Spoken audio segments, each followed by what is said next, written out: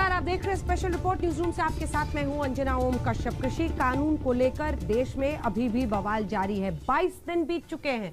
सरकार सुलझाने की पूरी कोशिश कर रही है। कृषि मंत्री नरेंद्र तोमर की आज बैठक हुई और ये बैठक बीजेपी दफ्तर में हुई, जिसमें गृह मंत्री अमित शाह भी शामिल हुए, बीजेपी अध्यक्ष भी वर्चुअल तरीके से शामिल हुए, पीयूष गोयल उसमें शामिल थे, निर्मला सीतारमण भी शामिल थी। दूसरी तरफ सियासत भी शबाब पर है, क्योंकि दिल्ली में विधानसभा का विशेष सत्र बुलाया गया था, जहां केजरीवाल ने तीनों कानून फाड़ दिए।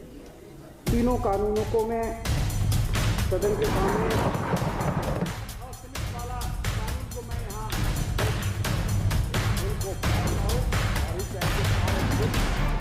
जिस वक्त किसान पंजाब से दिल्ली कूच कर रहे थे, उस वक्त दिल्ली के सीएम केंद्र के नए कृषि कानूनों को दिल्ली में लागू करने के नोटिफिकेशन पर दस्तखत कर रहे थे। केजरीवाल करीब फंस ही चुके थे, लेकिन ऐन मौके पर गुरु ज्ञान याद आया और झट से दांव बदल दिया। जो कुछ कसर रह गई थी वो आज उनके विधायकों ने और फिर खुद उन्होंने कागज फाड़कर पूरी कर दी। और ये 3 कानून हैं, ये तीनों कानूनों को मैं सदन के सामने, ये कानून किसानों के लिए नहीं बनाए गए, ये कानून भारतीय जनता पार्टी के चुनावों की फंडिंग कराने के लिए बनाए गए। इसको ये देश जितनी जल्दी समझ ले, किसान तो समझ गए, बाकी देश भी जितनी जल्दी समझ ले उतना अच्छा होगा। पंजाब में केजरीवाल को अपने साम्राज्य का भविष्य दिखता है। एक बार तो वो फतह का जश्न भी मना चुके हैं। फतह हुई नहीं, ये और बात है। उसी पंजाब के किसान दिल्ली में डटे हों और केजरीवाल उनके खिलाफ किसी परवाने पर कलम चला दें, ऐसी भारी भूल की केजरीवाल जैसे धुरंधर से उम्मीद भी नहीं की जा सकती।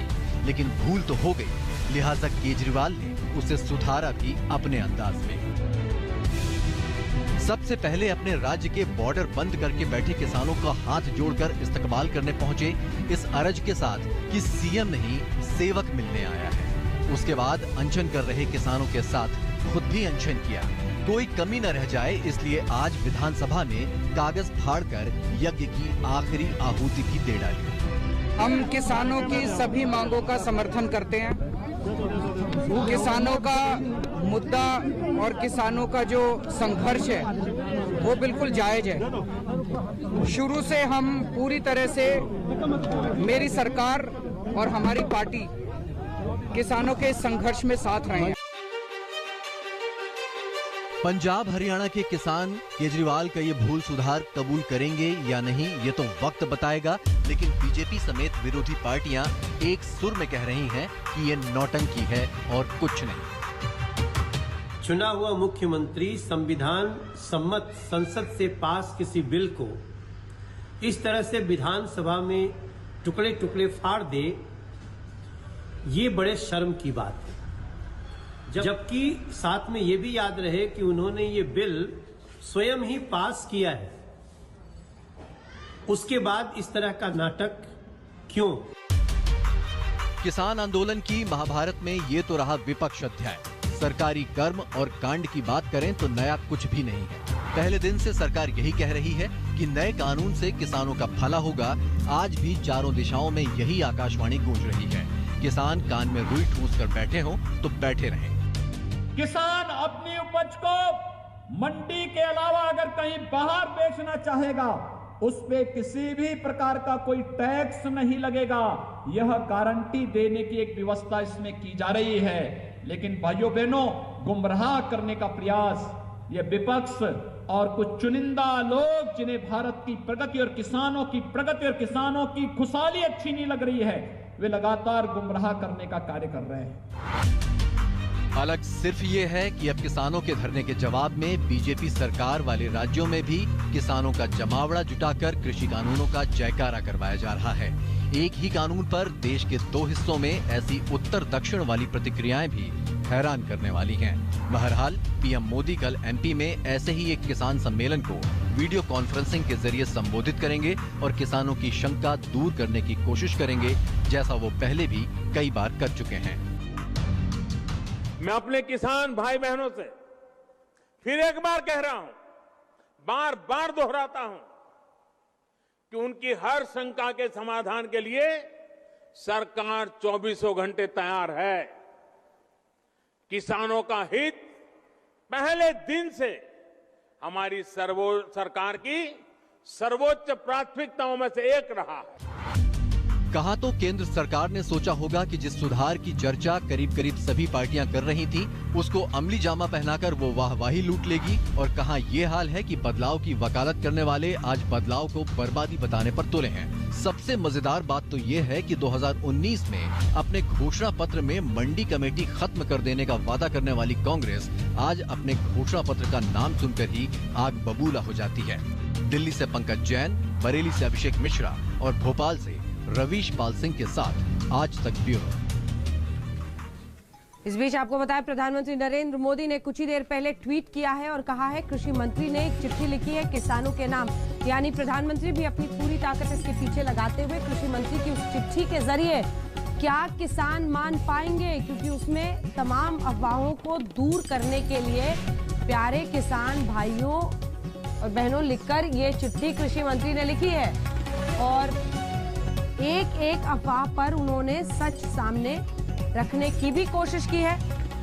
तो प्रधानमंत्री ने कुछ ही देर पहले किसानों से जो चिट्ठी लिखी गई है नरेंद्र तोमर की वजह से, उसका जिक्र किया है और देशवासियों से भी प्रधानमंत्री मोदी ने अपील की है चिट्ठी को ज्यादा से ज्यादा लोगों तक पहुंचाएं। चिट्ठी लिखकर कृषि मंत्री ने अपनी भावना प्रकट की है। ये कहते हुए प्रधानमंत्री ने देशवासियों से कहा है कि ये चिट्ठी ज्यादा से ज्यादा किसानों तक, लोगों तक पहुंचाएं। अब आइए आपको दिखाते हैं कि कृषि मंत्री ने इस चिट्ठी में क्या बातें लिखी हैं। उन्होंने पहले तो बताया है वो झूठ जो फैलाने की कोशिश की जा रही है और फिर उसके साथ का सच बताया है। एमएसपी की व्यवस्था खत्म हो रही है, इस पर उन्होंने कहा है कि सिस्टम रहेगा। एपीसी मंडियां बंद की जा रही हैं। सच यह है कि एपीएमसी की मंडियां कायम रहेंगी। एपीएमसी मंडियां बंद की जा रही हैं, उस पर इस कानून की परिधि से बाहर है एपीएमसी मंडियां, ये कहा है कृषि मंत्री ने। किसानों की जमीन खतरे में है, झूठ फैलाया जा रहा है। एग्रीमेंट फसलों के किसानों की जमीन खतरे में है, जो झूठ है उस पर लिखा है।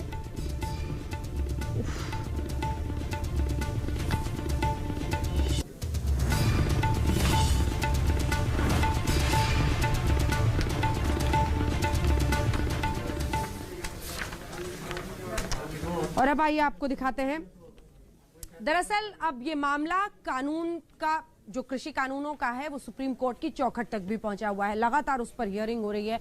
आज हालांकि सीधा हस्तक्षेप करने से तो कोर्ट ने इनकार किया, लेकिन ये कहा है, और एक तरफ किसान जो विरोध कर रहे हैं उस पर भी सुप्रीम कोर्ट ने कहा है ये उनका अधिकार है, लेकिन साथ ही ये कहा है कि किसी और को इससे परेशानी नहीं होनी चाहिए।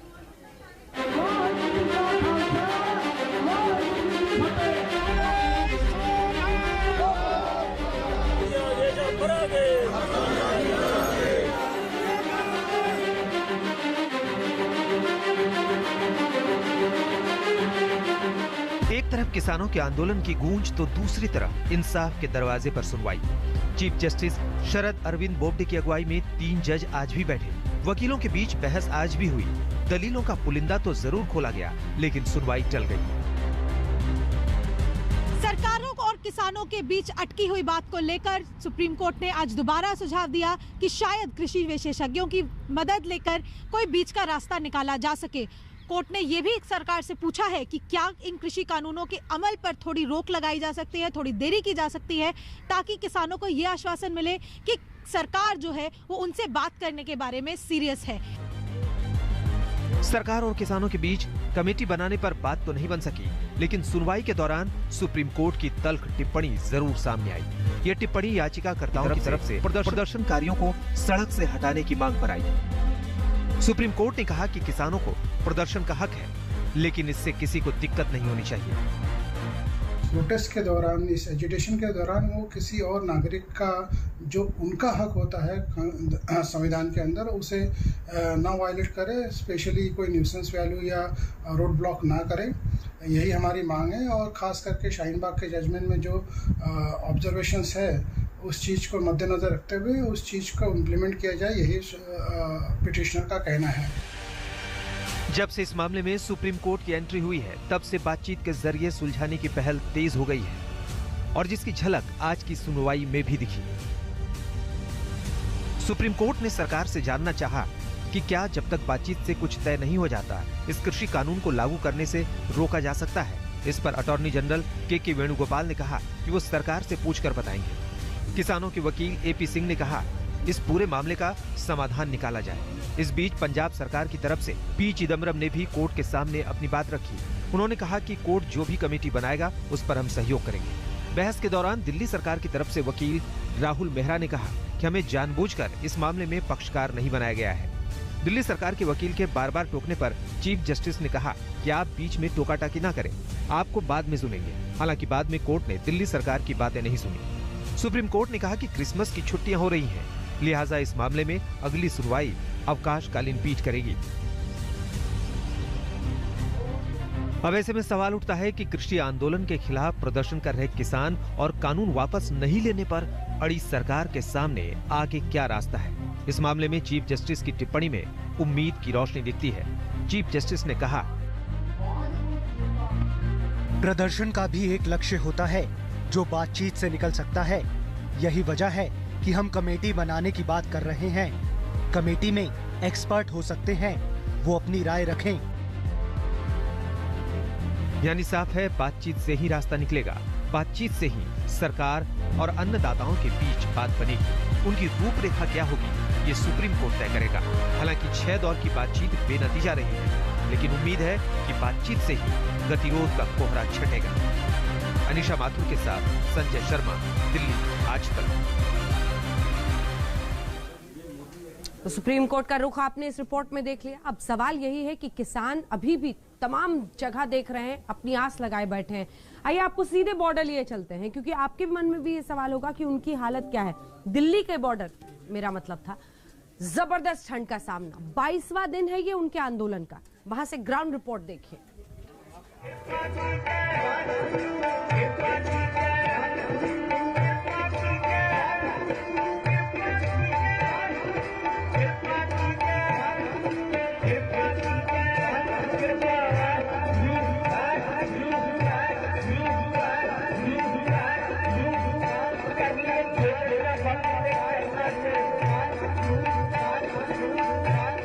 दिल्ली के किनारे किनारे इंसानों का एक समंदर हिलोरे मार रहा है।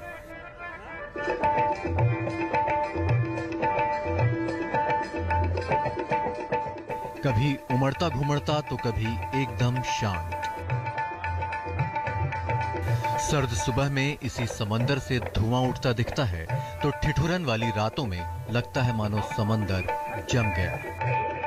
देखने और सुनने में भले ही ये उभरती लहरें एकाकार लगें, लेकिन इस सैलाब के एक एक कण की अपनी अलग पहचान है, अपनी अलग कहानी है। 75 साल के मोहन सिंह ने 3 दशक तक देश की पहरेदारी की। अब सिंघू बॉर्डर पर डटे अपने भाइयों की सलामती के लिए रात भर पहरा देते हैं।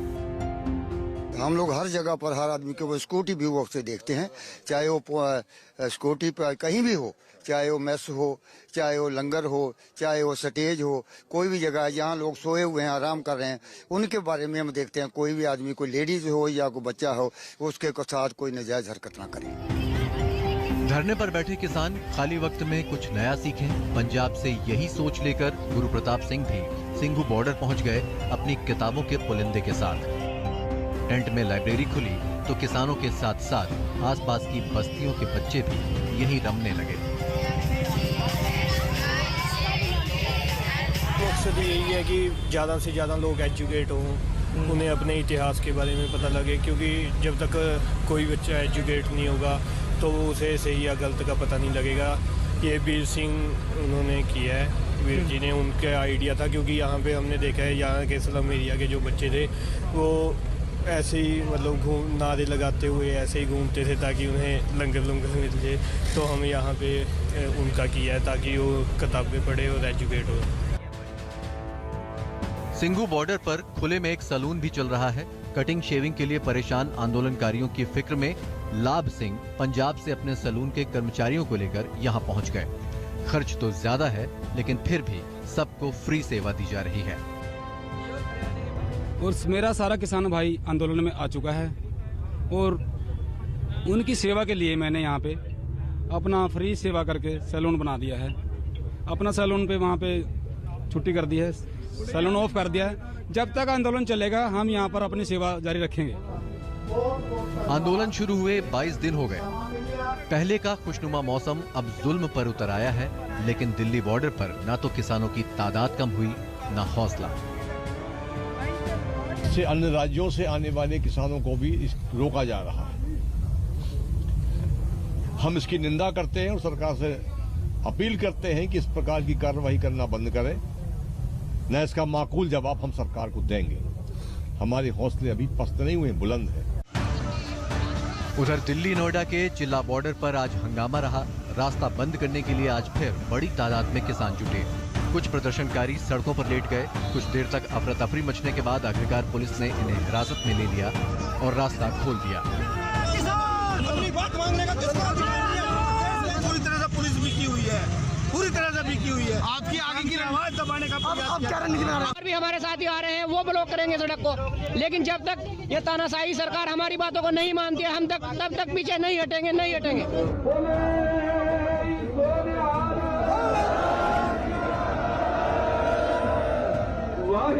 आंदोलन और कृषि कानून का मामला कोर्ट में भी पहुंच चुका है। कोर्ट और सरकार जो भी फैसला करें, किसान अपने फैसले पर डटे हैं और वो ये कि कानून वापस हो। दिल्ली से राजेश खत्री, हिमांशु मिश्रा और नोएडा से भूपेंद्र चौधरी के साथ आज तक ब्यूरो। तो दिल्ली की सरहद पर लगातार ये किसानों का आंदोलन चल रहा है। इस बीच करनाल से अफसोसनाक खबर आई। किसान आंदोलन और किसानों की जो मुहिम है उसका कुछ भी असर नहीं होता हुआ देख कथित रूप से एक किसान ने खुद को गोली मार ली है। उनके अनुयायी जो उनको चाहते थे यहाँ पर मौजूद हैं, और जब से ये घटना लोगों को पता चली है, कहीं ना कहीं जो है लोग भी इस घटना को सुनकर हैरान हैं, परेशान हैं और बाबा जी के अंतिम दर्शनों के लिए यहाँ पर लगातार पहुंच रहे हैं। किसान बैठे हैं, वो जो उधर दृश्य देखते थे ना, वो उनको पीड़ा पहुंचाता था। जब दिल्ली हरियाणा बॉर्डर पर किसान अपनी मांग को लेकर नारे लगा रहे थे, तभी संत बाबा राम सिंह ने सुसाइड कर लिया। लेकिन उनकी इस खुदकुशी का रहस्य भी गहरा गया है। पुलिस उन कड़ियों को जोड़ने में लगी है कि आखिर किन हालात में संत बाबा राम सिंह ने अपनी जान दे दी। पुलिस सूत्रों के मुताबिक जब बाबा राम सिंह ने खुद को गोली मारी, उस वक्त वो गाड़ी में अकेले थे। जो शख्स बाबा के साथ था वो खुदकुशी से पहले गाड़ी से उतर चुका था। बाबा ने अपनी लाइसेंसी हथियार से सुसाइड की। पुलिस बाबा के सुसाइड नोट को फोरेंसिक जांच के लिए भी भेज रही है। फिलहाल पुलिस ने इस पर चुप्पी साध रखी है, लेकिन सिखों के बड़े धार्मिक नेता संत बाबा राम सिंह की खुदकुशी पर सियासत शुरू हो गई है। बीजेपी का कोई नेता भले ही गुरुद्वारा नहीं पहुंचा, लेकिन पंजाब के मंत्री से लेकर अकाली दल के अध्यक्ष सुखबीर बादल, पूर्व केंद्रीय मंत्री हरसिमरत कौर, कांग्रेस सांसद दीपेंद्र हुड्डा जरूर पहुंचे। सुखबीर बादल ने केंद्र पर जमकर निशाना साधा। बड़ी दुख दी घड़ी है। संत महापुरखा ने इस अंदोलन वास्ते शहादत दे दी है। संत बाबा राम सिंह का कल सुबह अंतिम संस्कार होगा। कृषि कानून के खिलाफ जब से आंदोलन शुरू हुआ, अब तक कम से कम 20 प्रदर्शनकारियों की मौत हो चुकी है। अरविंद ओझा के साथ सत्येंद्र चौहान, करनाल, आज तक। हम रुक रहे हैं इसी के साथ एक ब्रेक के लिए। इस खबर पर रहेगी हमारी नजर। इस बीच आपको बताएं, जबरदस्त ठंड दिल्ली वालों को झेलना है। ठंड वाकई परेशान कर रही है। आप देख रहे हैं स्पेशल रिपोर्ट, आपके साथ मैं हूं अंजना ओम कश्यप। उत्तर भारत में तमाम इलाकों में, जम्मू कश्मीर में पारा जिस तरह से गिर रहा है, दिल्ली में मैदानी इलाकों में जबरदस्त ठंड, निकलना मुश्किल है अभी घर से बाहर दिल्ली में। ये रिपोर्ट देखिए।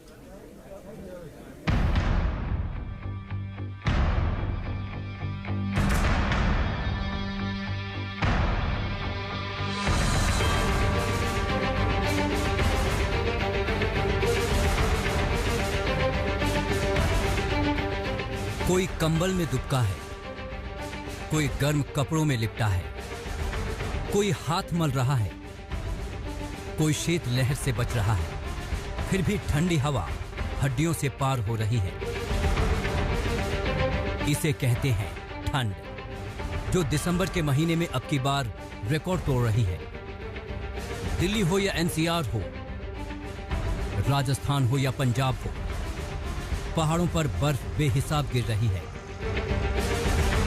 यूपी हो या बिहार हो, बहुत ठंड है, बहुत ठंड है। हर कोई कांप रहा है और यही कह रहा है।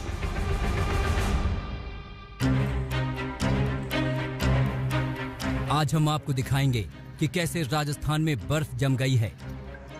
पंजाब में पारा शून्य तक पहुंचने के लिए बेताब हो रहा है। पहाड़ों पर बर्फबारी ने रिकॉर्ड तोड़ दिए हैं।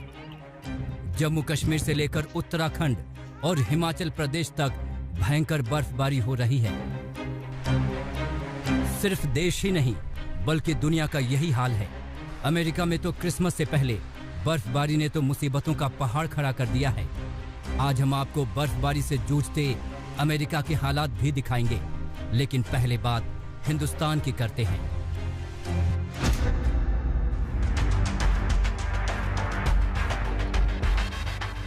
दिल्ली समेत समूचा उत्तर भारत इस वक्त ठंड की गिरफ्त में आ चुका है।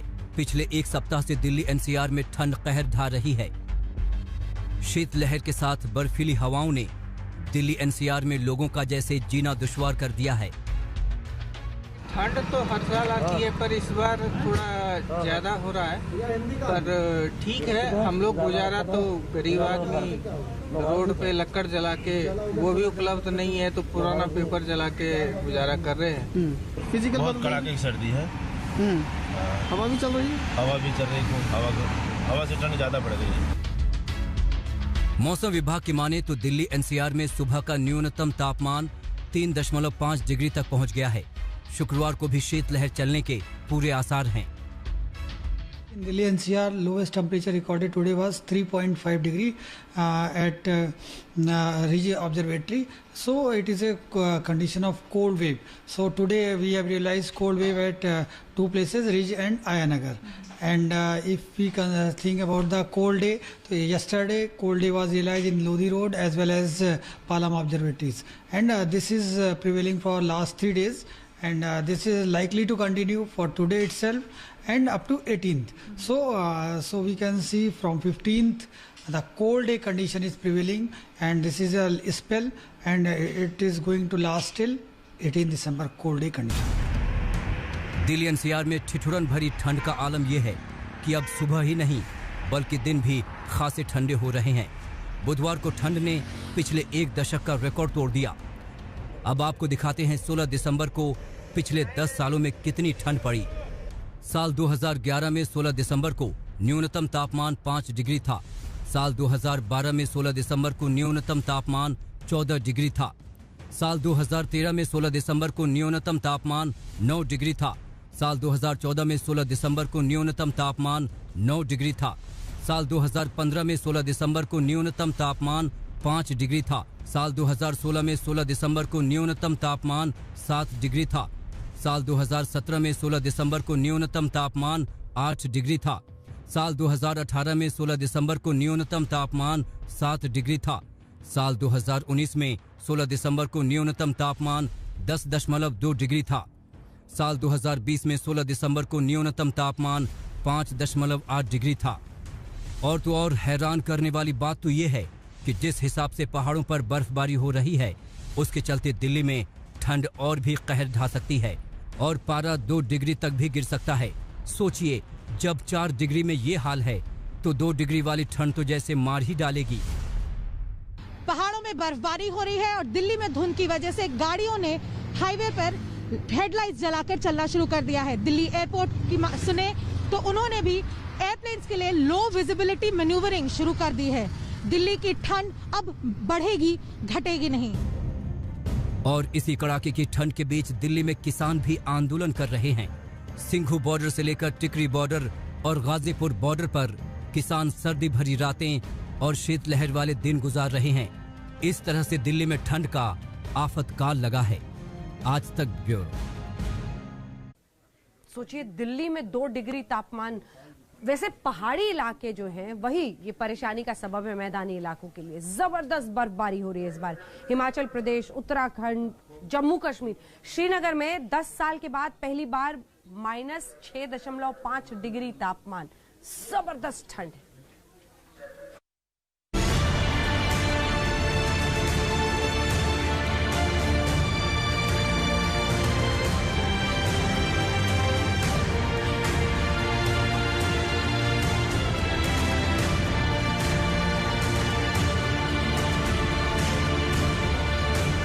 उत्तराखंड से लेकर हिमाचल प्रदेश तक और हिमाचल प्रदेश से जम्मू कश्मीर तक हो रही इस भयंकर बर्फबारी ने लोगों का जीना मुश्किल कर दिया है।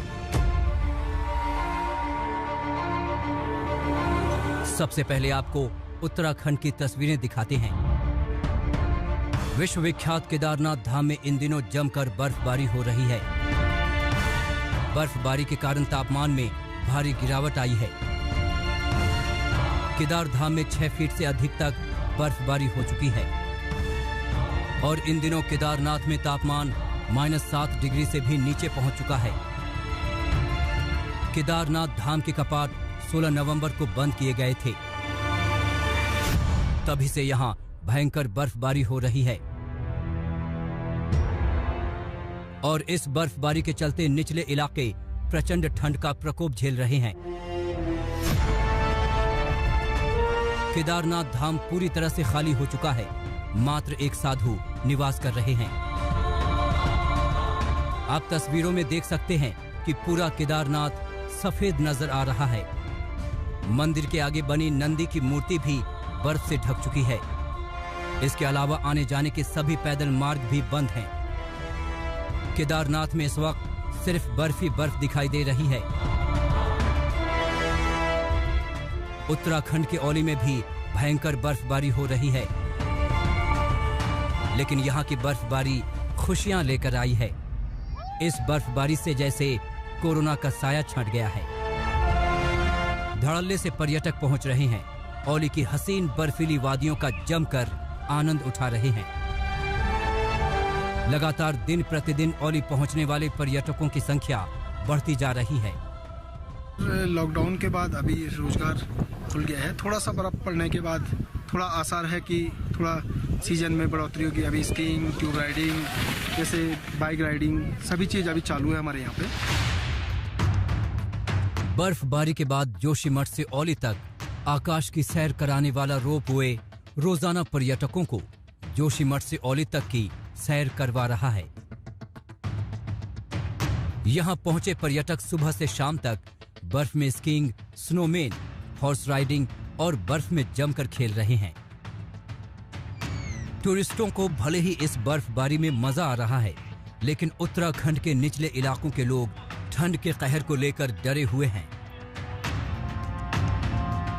हिमाचल प्रदेश में भी बर्फबारी और कड़ाके की ठंड ने जीना दुश्वार कर दिया है। हिमाचल में मौसम साफ है, धूप खिल रही है, लेकिन धूप से बर्फ पिघल रही है और ऐसे में पूरा प्रदेश भयंकर ठंड की चपेट में आ गया है। सुबह और शाम के समय कड़ाके की ठंड पड़ रही है। हिमाचल प्रदेश के केलांग में सबसे कम तापमान -8.0 डिग्री सेल्सियस है। कल्पा में तापमान -4.5 डिग्री सेल्सियस, मनाली और डलहौजी में तापमान -1.2 डिग्री सेल्सियस और सोलन में -1.6 डिग्री सेल्सियस दर्ज हुआ। शिमला में न्यूनतम तापमान 2.6 डिग्री सेल्सियस, सुंदरनगर में -0.6 डिग्री सेल्सियस, भुंतर में -0.6 डिग्री सेल्सियस चला गया है। अटल टनल से लेकर केलांग तक बर्फ पिघलने से हाईवे पर काफी फिसलन है। पुलिस ने लोगों से 11 बजे से लेकर शाम 4 बजे के बीच ही वाहन चलाने की अपील की है। तो पूरी बर्फ पड़ी हुई है यहाँ पे और स्थानीय लोगों को भी अच्छा रोजगार मिल रहा है, क्योंकि पूरा यहाँ पे प्रयास किया जा रहा है कि कोविड-19 के अनुसार जो है मास्क लगाएं, 2 गज की दूरी रखें। तो पूरा यहाँ पे नियमों का पालन हो रहा है, जिससे हम लोगों स्थानीय लोगों को भी सुविधा मिल रही है और इसमें स्कीइंग का टूरिस्ट पूरा लुत्फ उठा रहे हैं। और आशा है कि इसमें और भी टूरिस्ट अभी बढ़ेगा, क्योंकि गॉड गिफ्ट है, बर्फ तो पड़ी रखी है औली में। हिमाचल में इस बार दिसंबर के महीने में भी अब तक 2 बार अच्छी बर्फबारी हो चुकी है, जिससे हाड़ कंपा देने वाली ठंड पड़ रही है। ऊंचे इलाकों में बर्फबारी हो रही है तो निचले इलाकों में शीतलहर चल रही है। शिमला में इन दिनों हाड़ कंपा देने वाली ठंड से जीना मुहाल हो गया है। गए थे घूमने, तो ये हिमाचल का सबसे प्रसिद्ध और फेमस प्लेस है। तो यहाँ पर हमने जब हम गए तो ये बहुत ही एडवेंचर प्लेस है। वहाँ पर हमने देखा कि बहुत बर्फ गिर गई है और हमने वहाँ पर बहुत ही इंजॉय किया। बहुत मजा आ रहा है। हमने दोस्त लोगों के साथ आए हुए हैं और बड़ा अच्छा महसूस कर रहे हैं। टूरिस्टों को यही कहना चाहेंगे कि आजकल दिनों में आए और हिमाचल में घूमें, एंजॉय करें। इन दिनों शिमला में दिन के समय चटक धूप खिल रही है, लेकिन सूरज ढलते ही ठंड का टॉर्चर शुरू हो जाता है। शिमला में दिन के समय भी लोग अलाव का सहारा लेते नजर आ रहे हैं। जम्मू कश्मीर के पहाड़ी इलाकों में बर्फबारी से जिंदगी दुश्वार बन गई है। कई इलाकों में पारा माइनस में चला गया है। जम्मू कश्मीर की गर्मियों की राजधानी श्रीनगर में इस सीजन की ही नहीं बल्कि पिछले 10 सालों में सबसे ठंड रात रही। यहां तापमान 0 से 6.4 डिग्री सेल्सियस नीचे दर्ज किया गया, जो कि पिछले एक दशक में दिसंबर के महीने का सबसे कम तापमान है। गुलमर्ग में पारा -11 डिग्री चला गया है। प्रचंड ठंड से नदी नालों का जमना शुरू हो गया है। केंद्र शासित प्रदेश लद्दाख में भी मौसम कहर ढा रहा है। यहाँ पारा -14 डिग्री सेल्सियस चल रहा है। हम आपको बता दें कि दक्षिण कश्मीर के ऊपरी इलाकों में भयंकर बर्फबारी हुई है। मौसम विभाग की माने तो शुक्रवार को शीतलहर चलने का अनुमान है, जिससे मैदानी इलाकों में ठंड का प्रकोप देखने को मिलेगा। आज तक ब्यूरो। पहाड़ी इलाकों की बर्फबारी देखी आपने, और असर तो मैदानी इलाकों पर इसका हो रहा है। वरना राजस्थान में सोचिए बर्फ हो, माउंट आबू में -1 डिग्री तापमान, लुधियाना हो पंजाब में, हिसार हो हरियाणा में, जबरदस्त ठंड।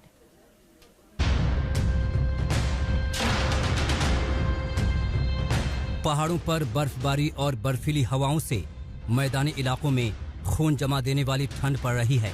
राजस्थान के शहर भी ठंड से बुरी तरह कांप रहे हैं। माउंट आबू की तस्वीर सिहरन पैदा करने वाली है। घास के मैदानों से खड़ी फसल तक और गाड़ियों की छत पर आसमान से गिरी ओस बर्फ बन चुकी है। दरअसल माउंट आबू में न्यूनतम तापमान -1 डिग्री पर जा पहुंचा। तापमान में गिरावट से पूरा इलाका कांप रहा है। सुबह जबरदस्त कोहरे में लिपटी है तो सर्द हवाओं से चुभन का एहसास हो रहा है। रेगिस्तानी जैसलमेर में अब सर्दी का सितम बढ़ता जा रहा है। मौसम बिगड़ने के साथ ही जैसलमेर जबरदस्त धुंध और कोहरे की चपेट में है। कोहरे के कारण बुधवार को 2 सड़क हादसे भी हुए। इसमें राम देवरा दर्शन कर लौट रहे श्रद्धालुओं की गाड़ी धुंध की वजह से सड़क के नीचे उतरकर पलट गई। तो भारत के कई हिस्से इस ठंड में जम रहे हैं। आपने ये रिपोर्ट देख ली। ब्रेक के बाद आपको दिखाएंगे अमेरिका की तस्वीरें। भारी बर्फबारी, अमेरिका में बर्फ की परतें जम रही हैं। न्यूयॉर्क से लेकर वर्जीनिया हर जगह बर्फ जमने की वजह से लोगों को भारी मुश्किलों का सामना करना पड़ रहा है। और ऐसे वक्त पर जब कोरोना वैक्सीन रोल आउट हो रहा है, उसमें भी दिक्कत आ सकती है।